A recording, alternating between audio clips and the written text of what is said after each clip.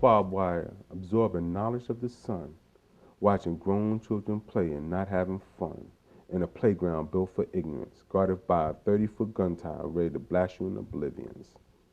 Watching birds fly through a world that's free, listening to the sounds of these voiceless beings, showing off their wingspans for prisoners like me. Watching handballs ricochet off of concrete walls, sounds of solid steel pressing and pumping up against massive muscle appeal, hearing tens of feet zooming up and down a quarter concrete, showing off their unprofessional skills to compete, running like a clock, running and running, keep running. 20 years pass, damn, still running. Married to bars, shackles to jails, to death do us part. Hearing cries of forgotten voiceless beings, singing through the ears of men and women with uncountable years. Click, clack, click, clack, click, clack. What's that? A wooden club hammering against bars of steel. Wake up, black. It's time for the count. Get ready for your meal. Pain and pressure becomes the code of the day. Feelings become contraband and locked away from a life left behind.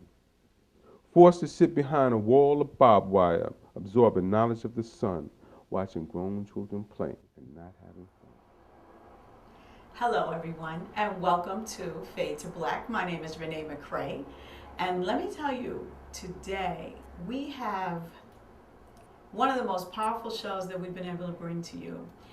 It's kind of sad. I know you can tell my energy is a little bit down because it is like so, you have to see it to believe it. We're going to be talking to a gentleman who has put together a documentary, and it's about the prison system. Unfortunately, who's in the prison system? How are they living? A lot of times that doesn't even affect us, but as you will see, it all affects us in one way or another. So I want you to just, really pay attention, sit back, get some notes, get a pen and paper, be able to take some notes. It's my pleasure to bring to you today a gentleman who has been a corrections officer for 12 years at Rikers Island right here in New York. Welcome, Mr. Lorenzo Steel. Hi. How you doing? How are you? I'm fine. Welcome. Thank you for having me. It's such a pleasure. Thank you so much for coming and bring your stuff here and bring your story and tell us, about this experience that a lot of us know nothing about. It's true. Maybe too many of us know all about it, but not enough of us know about it. So I want to just kind of start out talking about you a little bit to get a little background.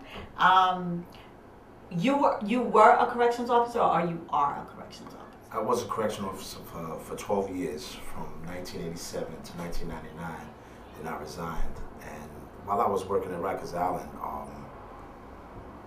those 12 years I would be traumatized forever for the things that I've seen, the things that I heard, and the things that I experienced in there. And that was one of the main reasons why I decided to put this documentary together with my partner, Troy Reed, just letting the world, and especially the children, know what really takes place in prison. And prison is not what you see on these negative rap videos that they're portraying. Okay. All right. Let's back up. So you put together a documentary. Yes.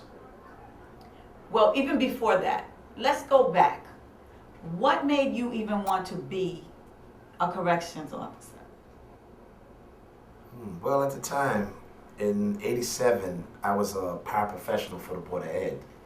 And I took the correction officer test, like everybody, take the city test, take a city test. And corrections called. I passed the test and they called, and they were making more money at the time than the teachers. So it wasn't, I want to be a correction officer. I would be making more money as a correction officer. So I took the job, but I had no idea what would take place behind those bars. And what you were getting into, what you were getting yourself into. It's amazing because, when I work with the kids, a lot of people know, I'm like a proponent, a strong proponent for living your passion, for doing the thing that you would do for free, and then you're going to be blessed. You're going to be paid for it. But a lot of times our values now are more like go out and follow that paper. You know what I'm saying? Whatever's offering the most money. Forget about the value you could get from it. Forget about the peace of mind you could get from it.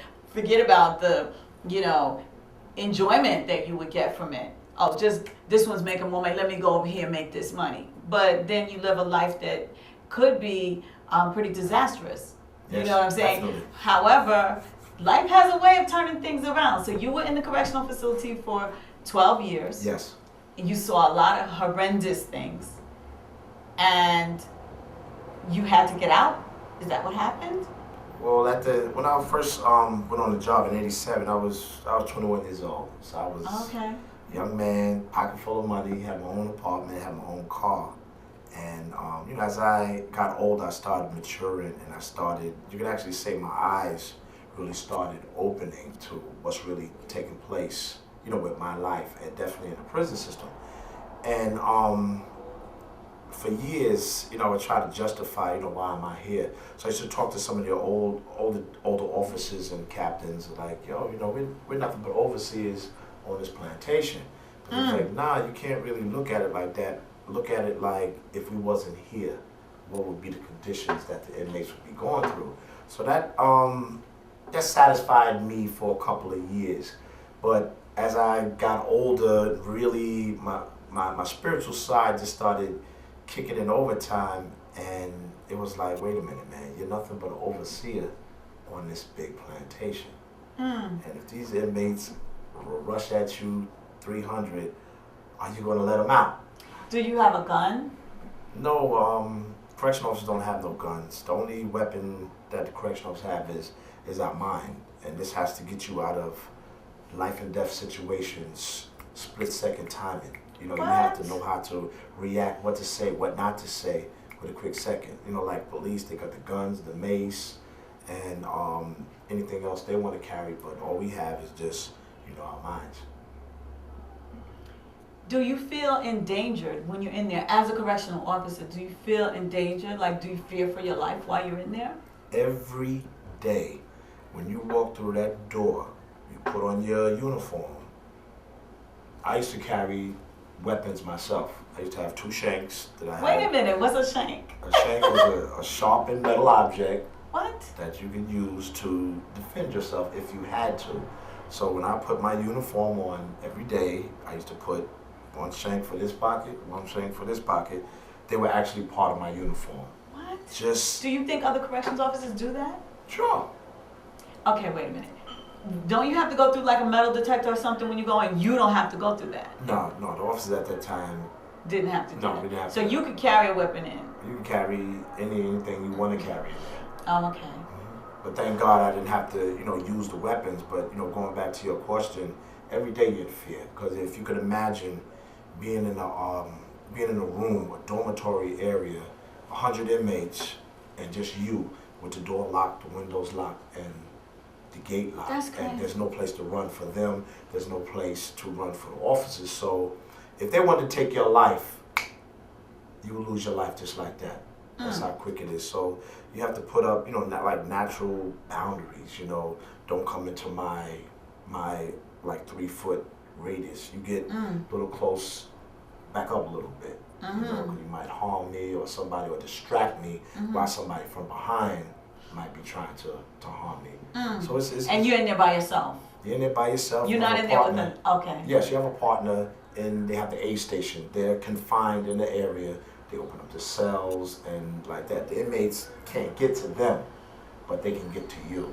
Okay, but they can view Yes. what the situation Yes. and everything. Certain areas, because in prison you have blind spots. You cannot see Everything. everything. That's Okay. what I let these young children and adults know, that anytime somebody wants to harm you, rape you, there are blind spots, and anything can happen at any given moment. Okay. Okay, so, all right, so you're in this prison system, you're getting paid, you're living lovely, but things are going on in your mind, and certainly every day cannot be fun. putting a shank in each pocket, you know what I'm saying, going to work. I mean, like, are they really paying me enough to risk my life every day? You know what I'm saying? And just the stress level could kill you. Yeah. So, but you did it for 12 years. Mm-hmm. And what made you leave the prison system? What made you resigned? Yes. Like, did you have to resign? Did they No. ask you to leave? No. I Okay. resigned on my own. It got to the point where I was at like a tug of war with my spirit. Stay, go, stay, go. You leave what you're going to do. And my spirit was like, yo, we got to get out of here. There were days, many days, that I used to just sit in my car because I didn't want to go to work. It got that bad. There were days, sometimes I just start crying for no reason. Like, why is this happening to me? Why is this happening to me? And I'll never forget the day my grandmother came up from North Carolina, and I took her to church on Mother's Day. And I took my grandmother to church, and you know how you get to church and that preacher always have a message for you, and you like, did somebody tell him I had an issue or something? Mm-hmm. Whatever that message was, it's just like, listen, if you have anything that's in your life that's stressing you, that you feel is really not a part of you, just let it go. Mm. And then that was a Sunday, and that Monday morning, I went downtown, took my shield, and I just told him I resigned. Mm. It was just that quick, and you know I had to go, you know, to my locker to clean my locker out, and I never forget the feeling when I was actually leaving the aisle and you drive over, and it was just like a huge burden was released from my back. Wow. I never forget the experience. Wow. So you've never regretted leaving? No, never, no. And so, what did you do after that? I mean, did you do something else? What other kind of work did you do? Well, after that, after I left the job, it took me a couple months just to get back into the flow of not being an actual, because correctional officers are inmates too. Whether 8 hours or 16 hours. So it took me a couple months just to, you know, get my mind back together. And at that time I had locks, you know, down to my shoulder. And I was losing a lot of sleep. And I was talking to one of my partners, I call them my spiritual partners. And he said, you might have to, you know, cut your hair because, you know, your locks, they attract energy. Mm-hmm. So now all that negative energy is in your hair. So I'm washing my hair. It was still feeling heavy. Cut half of it off. Then I went to the doctor. Not to the doctor. Went to the barber, and I told him just cut it off. It just balled it all off, and that was the last monkey that was on my back. I was still carrying the job within my hair. Right. So you just changed. In other words, that was like a whole new identity. A new lease on life. Yeah. All the remnants were gone. Okay. So, and that's interesting. That's a story in itself. So, how did you come up with this? Okay, because now you've put together a documentary. Mm-hmm. It tells what's going on really inside the prison system. Just a little bit. A little bit. Not everything that's going on. Not in depth. Okay, it looks like it's pretty in depth to me. Mm-hmm. I mean, I saw. For some who don't know the prison. Right. Okay. But, yeah. So what made you decide to put together this documentary, and how did you get all this footage and everything? Okay, what made me put this thing together, I was working on a book. I wanted to do a bio of, you know, my experience in Rikers Island, and definitely I wanted to get this information to the children, because, you know, you hear these kids today, these children today, they speak about jail like it's almost like a rites of passage. So if they have a friend of theirs that's in jail, they talk to him on the telephone, that inmate is not really telling that child on the other end what's really taking place in jail. So these guys are like, okay, well, if he can do it, I can do it, because I'm tougher than him. Right. But in all reality, it's just like, he's lying to you. And so I said, okay. Well, how could, lying like what? What are they saying? What are they not saying? Okay, the guy would be like, yeah, when I had all the phone time. The minute I walked in the housing area, the phone was mine, and I had people washing my clothes, and I got my commissary bag is full, meaning I got a lot of money. But you know, my 12 years, it ain't that easy in prison. Okay. You know, everybody's a victim in prison. Were you when you were you around adults or were you around juveniles? Where were you? Okay, C-74 is half adolescents and half adults. What's C-74? What's that? Is that a building? Yes, it's a building. It's called ARDC, Adolescent Reception Detention Center. Like if the adolescents get arrested on the street, they'll eventually go to Rikers Island C-74. Okay. So you were in C-74. Mm-hmm. That's where you were the whole 12 years? Whole 12 years. Okay, so half of it is adolescents. What age is that? At that time, I think it might have been 14 to 15 to 18 at the time. Then 18 or 19, he was classified as an adult. Okay, so and half of it were adults Yeah. as well? So one day you could be working with the adolescents, then another day you could be with the adults. Okay. You know, so you had, you got experience of the adolescent life and the adult life in prison. So let's talk about this story here.